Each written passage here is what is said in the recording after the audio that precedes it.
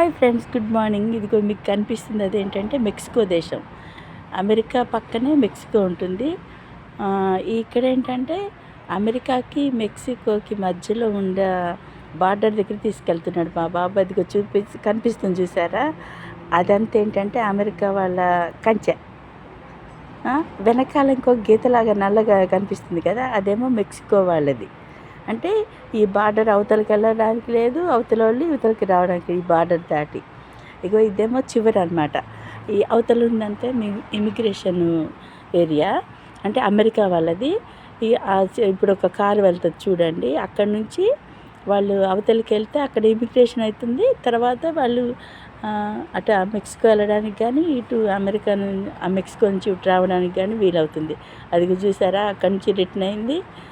మా బాబు కూడా కారు తీసుకెళ్ళి అలా చూపించుకొని వచ్చాడు మెక్సికోకి అమెరికాకి.